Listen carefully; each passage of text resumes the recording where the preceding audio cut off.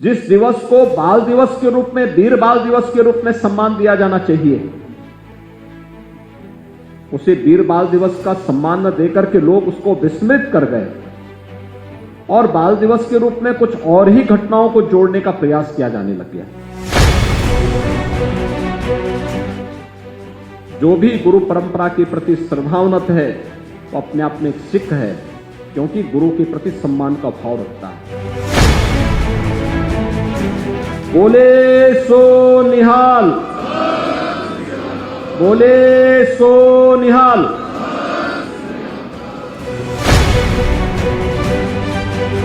गुरु गोविंद सिंह जी महाराज के 4 साहबजादों ने देश और धर्म की रक्षा करने के लिए जो महान बलिदान दिया, उस महान बलिदान के प्रति कृतज्ञता ज्ञापित करने का दिवस है। साहबजादाओं के प्रति सम्मान का भाव व्यक्त करने का दिवस है वीर बाल दिवस।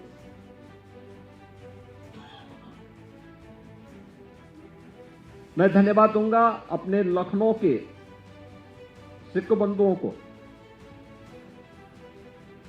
जिन्होंने 2020 से इस बात के लिए लगातार प्रयास किया कि भारत के इतिहास के उन स्वर्णाक्षरों में लिखे जाने वाले वीर साहबजादों के बलिदान को क्यों विस्मृत कर दिया गया, और उन्हें सम्मान देने के लिए जिस दिवस को बाल दिवस के रूप में, वीर बाल दिवस के रूप में सम्मान दिया जाना चाहिए, उसे वीर बाल दिवस का सम्मान न देकर के लोग उसको विस्मृत कर गए और बाल दिवस के रूप में कुछ और ही घटनाओं को जोड़ने का प्रयास किया जाने लग गया। लेकिन हम सब आभारी हैं प्रधानमंत्री मोदी जी के, जिनकी प्रेरणा से, जिनके आदेश से गत वर्ष गुरु गोविंद सिंह जी महाराज के दोनों छोटे साहबजादों बाबा जोरावर सिंह, बाबा फतेह सिंह के बलिदान दिवस को वीर बाल दिवस के रूप में मान्यता मिली। और आज हम सब यहां पर मुख्यमंत्री आवास में एक बार फिर से 5वें इस समारोह के अवसर पर एकत्र होकर के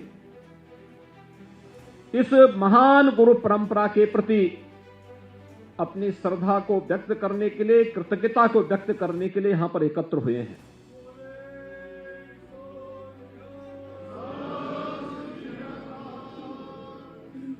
अब याद करिए कि गुरु गोविंद सिंह जी महाराज के दोनों बड़े साहबजादे बाबा अजीत सिंह, बाबा जुझार सिंह चमकौर के युद्ध में बलिदान हुए। हम सब के लिए प्रश्न वही है, क्या सिख गुरुओं का बलिदान क्या व्यक्तिगत के लिए था, परिवार के लिए था? नहीं, इस देश के लिए था, इस धर्म के लिए था। गुरु नानक देव जी से जो परंपरा प्रारंभ हुई, वो एक संत थे, भक्ति में रमे हुए थे, अद्भुत सिद्धि थी, भक्ति का जागरण करते थे। लेकिन भक्ति में भी शक्ति होती है, निर्भीकता उनका गुण था, और बाबर को भी चुनौती देने का कार्य उन्होंने उस कालखंड में किया था।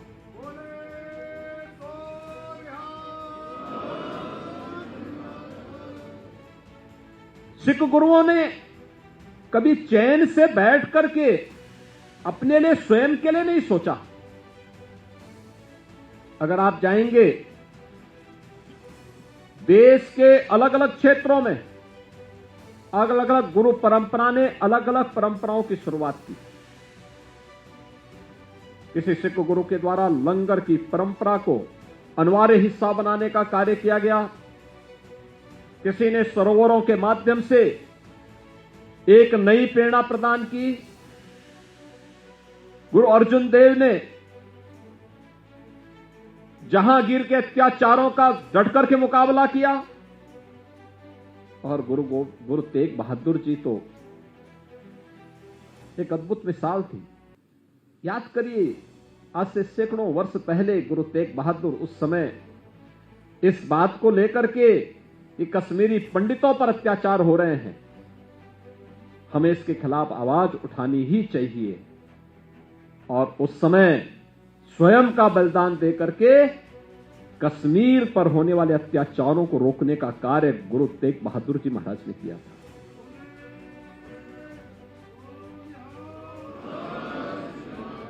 क्या हमें दुनिया के अंदर ये अद्भुत इतिहास देखने को मिलेगा कि गुरु गोविंद सिंह जी महाराज एक शहीद पिता के और शहीद साहबजादों के पिता, यानी शहीद पिता के पुत्र हैं, लेकिन चार शहीद साहबजादों के पिता भी हैं। ये कहीं दुनिया के इतिहास में कहीं देखने को मिलता है, और यह भी देश और धर्म के लिए। खालसा पंथ की स्थापना करते समय भी गुरु गोविंद सिंह जी महाराज ने ही बात कही थी, सकल जगत में खालसा पंथ गाजे, जगे धर्म हिंदू सकल भंड भाजे। भाइयों बहनों, ये हम सब के लिए एक नई प्रेरणा है, एक नया आदेश है, एक नया संदेश है। सब कुछ गुरु ग्रंथ साहब में ही समाहित करते हुए उस दिव्य ज्योति ने हम सब के लिए एक नई प्रेरणा दी। परिश्रम और पुरुषार्थ से न भागना, देश और धर्म के लिए सब कुछ न्यौछावर करने की एक ताकत अपने में समाहित करना, और गुरु कृपा से आज इसी का परिणाम है कि सिख जहां भी है अपने परिश्रम और पुरुषार्थ से कुछ करके दिखाता है। ये जो कार्यक्रम है, यह गुरु परंपरा के प्रति कृतज्ञता ज्ञापित करने का एक हम सबको एक अवसर होता है कि जिस गुरु परंपरा ने उस कालखंड में जब मुगल सल्तनत के सामने किसी की आवाज नहीं निकल पा रही थी, समाज विभाजित था, उस कालखंड में भी उन्होंने बिना किसी की परवाह के बगैर, चाहे वह भक्ति धर्म जागरण के माध्यम से भक्ति के संदेश को घर घर पहुंचाने का कार्य रहा हो, या फिर समाज में रचनात्मक कार्यक्रमों को आगे बढ़ाने का कार्य, समाज को जोड़ने का कार्य, या फिर देश के लिए बलिदान की एक श्रेष्ठ परंपरा को आगे बढ़ाने का कार्य, यह इस श्रेष्ठ परंपरा ने किया है। और हम सबको इस पर गौरव की अनुभूति होनी चाहिए। ये भारत का इतिहास है। कब भारत चुका है? गुरु गोविंद सिंह जी महाराज के चार साहबजादे, बाबा अजीत सिंह, बाबा जुझार सिंह, बाबा जोरावर सिंह, बाबा फतेह सिंह अपने आप को बलिदान करते हैं, और गुरु गोविंद सिंह जी महाराज, जो मैंने कहा एक दिव्य ज्योति थे, दिव्य पुंज ज्योति पुंज थे। उन्होंने उस समय घोषणा कर दी थी कि मेरा काम हो गया, अब मुगल सल्तनत की उल्टी गिनती शुरू हो गई। और आप देखते होंगे गुरु गोविंद सिंह जी महाराज की स्मृतियों के प्रति, उनके प्रकाश पर्व पर वीर बाल दिवस के कार्यक्रम में हम सब आज भी, कल भी, हर व्यक्ति इसके साथ जुड़ा हुआ है, इस आयोजन के साथ जुड़ रहा है, पूरा देश जुड़ रहा है। आज दिल्ली में प्रधानमंत्री जी स्वयं इस कार्यक्रम में भागीदार बने, लेकिन मुगल सल्तनत के हुक्मरानों के घरों में कोई दीपक जलाने वाला नहीं है, पूरी वंश परंपरा स्वाहा हो गई है, कोई पूछने वाला नहीं है। उन्होंने अत्याचार किए थे, उन्होंने शोषण किया था, उन्होंने उस समय जिस प्रकार की बर्बरता ढाई थी, उस बर्बरता के खिलाफ एक आवाज थी, और दिव्य पुंज के रूप में, दिव्य शक्ति पुंज के रूप में, दिव्य ज्योति के रूप में गुरु गोविंद सिंह जी महाराज ने वह कार्य एक नई प्रेरणा के रूप में हम सबको किया। भारत का इतिहास इस देश से बहुत समृद्धशाली है और सचमुच जब मैं इन बच्चों को देखता हूं, हम लोगों को लगता है कि वास्तव में उस समय भी गुरु गोविंद सिंह जी के 4 साहबजादे भी लोग लालच दे रहे हैं। औरंगजेब के सूबेदार उन्हें लालच दे रहे हैं, हर प्रकार का लालच दे रहे हैं, धमका रहे हैं, क्रूरता की हदों को पूरा कर रहे हैं, लेकिन कोई अपने संकल्प से हटा नहीं। और यही तो भारत का इतिहास है। हमारी युवा पीढ़ी के सामने, हमारे स्कूली बच्चों के सामने इतिहास आना ही चाहिए। साहबजादा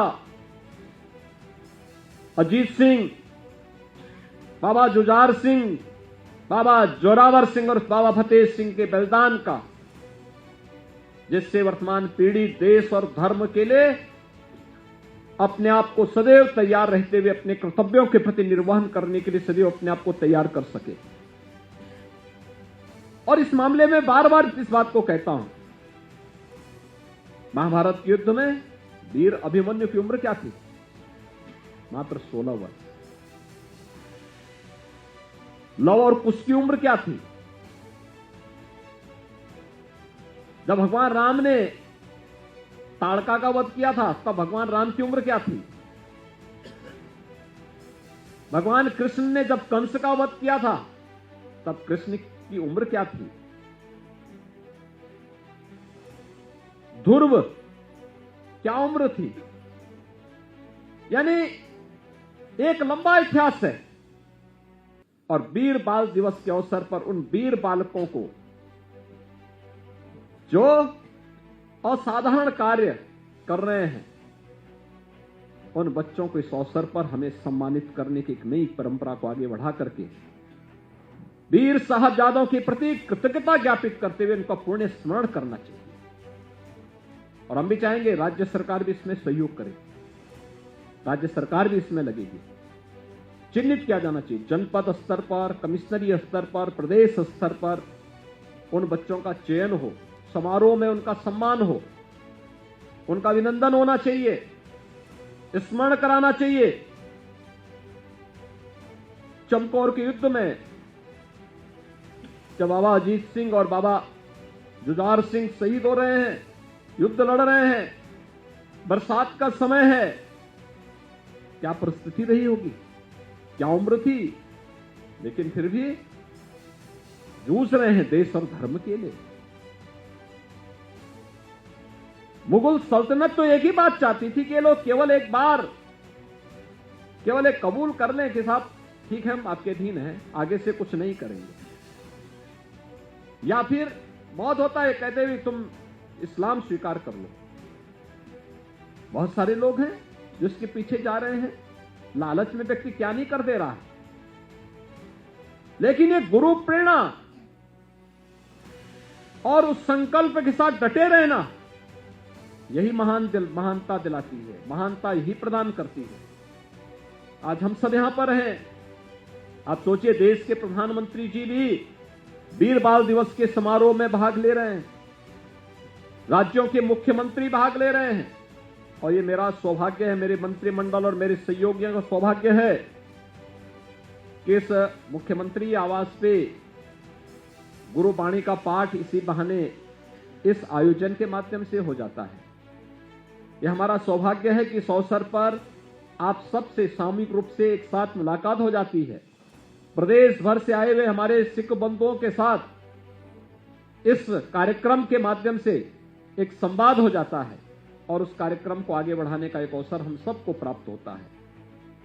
बहनों और भाइयों, हम सबको अपने इस इतिहास पर गौरव की अनुभूति करनी चाहिए, अपनी इस गौरवशाली परंपरा को और उन्नत करने के लिए निरंतर प्रयास करते रहने चाहिए। और मैं बार बार इस बात को कहता हूं, उन स्थलों को चिन्हित करना चाहिए जो गुरु नानक देव जी से संबंधित है। उसके लिए समाज के स्तर पर और सरकार के स्तर पर क्या कार्य होने हैं, हमारा कार्य प्रारंभ होना है। गुरु अर्जन देव जी से जुड़े हुए कोई स्थल है, गुरु तेग बहादुर जी से जुड़ा हुआ कोई स्थल है, गुरु गोविंद सिंह जी से जुड़े हुए जो स्थल हैं, इनके बारे में और फिर अन्य ऐसे महापुरुषों के बारे में देश के अंदर कभी ऐसा नहीं हुआ। महाराजा रणजीत सिंह जब शासक बने तो उन्होंने कोई भेदभाव नहीं किया। याद करिए, अगर उन्होंने स्वर्ण मंदिर पे सोना चढ़ाया तो काशी विश्वनाथ मंदिर पे भी सोना चढ़ाया।